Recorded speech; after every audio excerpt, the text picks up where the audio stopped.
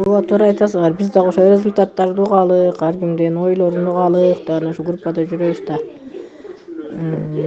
Мен результат жакшы эле алдым мына бөйрөк боюнча. Бөйрөк очищенияга биринчи ошо очищение чайын ичтим, 1 жума эле ичтим, бирок мен ошо бөйрөгүм ооруп аткандыктан очищенияны 1 жума эле ичип, анан 3 күн эс алып, анан 4-күнү кайра эле бөйрөктүкүн баштап алдым да. Жакшы, Кудайга шүгүр, Кудайга рахмат деп отурам. Жакшы результат алдым. 66 белок менен анализ тапшырдым эле. Кайра ошо 1 жумадан кийин очищающий чайды ичип барып анализ тапшырсам эле уже 33 болуптур белок. Анан азыр уже бөйрөктүн өзүнүн чайын ичип атам. Анан муну да 10 күндөн кийин кайра тапшырам. Ичкениме бүгүн 2 күн болду. Да 1 жумадан кийин тапшырып көрөм. Ошондо кандай болот результат, аны да айтам силерге. Сиздер дагы ошо өзүңүздөрдөн результат алганыңызда